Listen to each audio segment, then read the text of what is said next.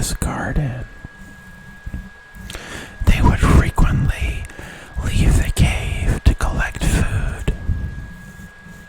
They did not hunt for animals, but they collected fruit and berries and farmed vegetables.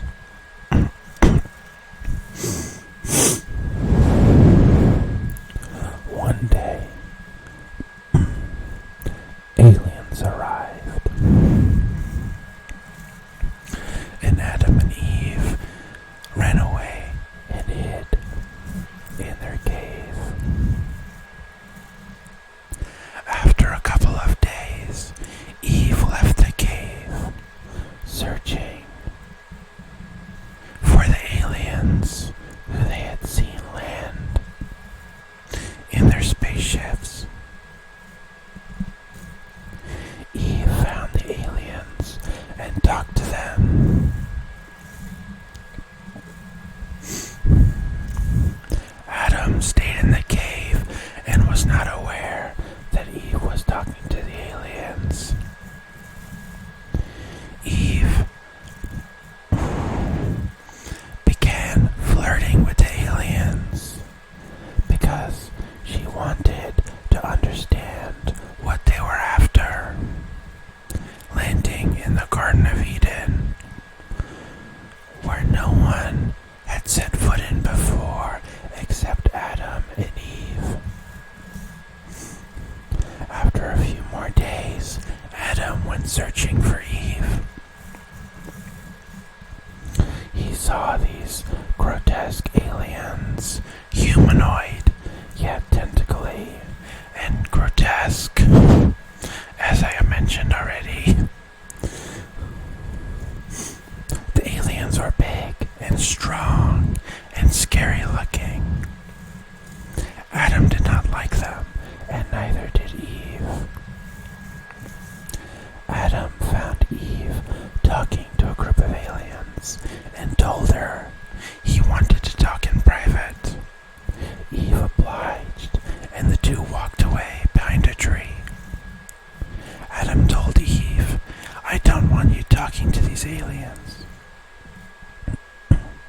They're very scary, and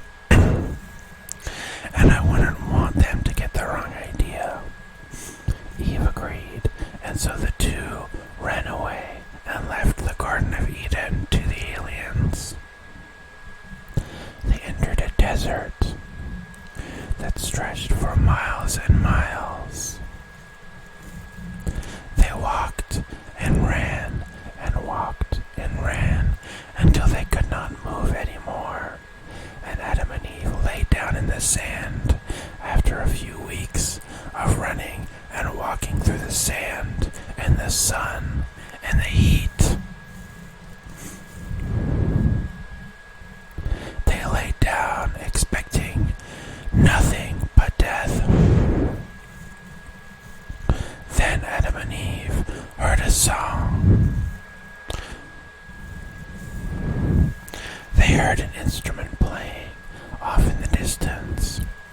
Eve stood up, and then so did Adam.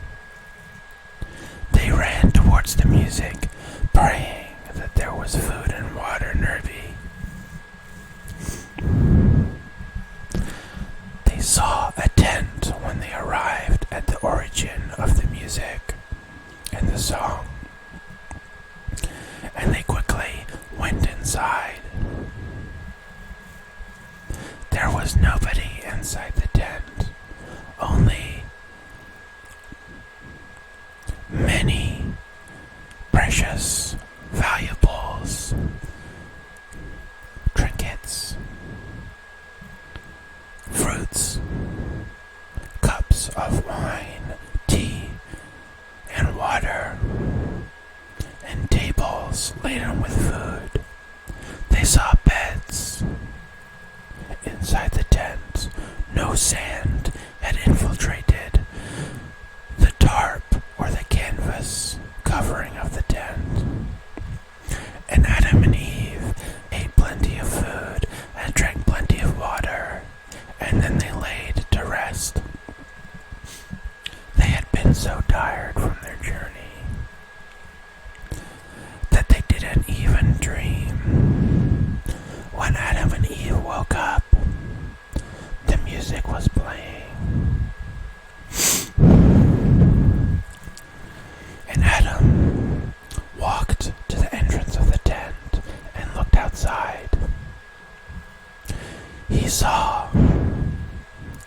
a strange, translucent wall, only a few 100 feet away from the tent, and a sandstorm behind it. The tent was magically protected by a magical force field, so that no sandstorm or anything else could come close. The tent was designed magically to protect and preserve comfort above all else. And when the night came, it wasn't too hot, and one could even go out stargazing, laying in the sand, as long as they were close enough to the tent to stay within the force field. Adam and Eve spent many years in this tent, and during this time they wrote the Bible, and they wrote the story of Adam and Eve as you know it. They didn't tell the whole truth, however, because they didn't want anyone, especially aliens, to know where they were or what they were doing. Adam and Eve lived on forever, and they spent every night comfortable, cozy, well-fed, and ready to enjoy a night full of rest.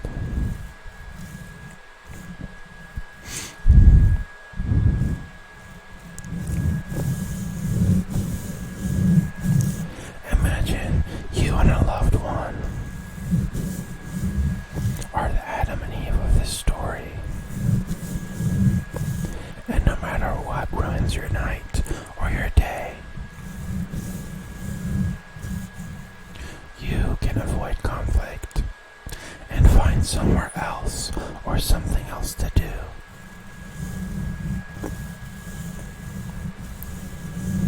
So that you can be yourself and enjoy the moment. It is not easy to run away from conflict. But this story shows that there is a reward.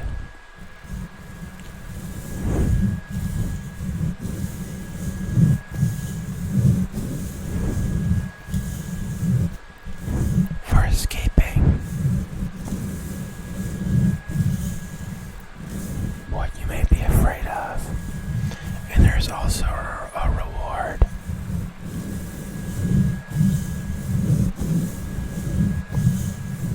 for following your friends into the unknown. Imagine that you have a tent in imaginary dreamland that you can imagine yourself in and go to whenever life presents problems. And you could just teleport there and hide and enjoy the food and the trinkets and the music. And you could sleep whenever you wanted. And you had a loved one nearby.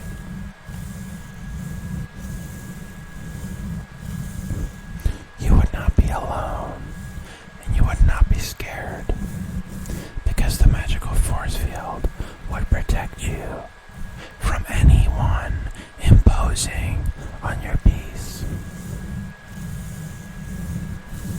Dream of something similar to this, or dream of this exact tent in the desert which Adam and Eve ran to and wrote an entirely different story.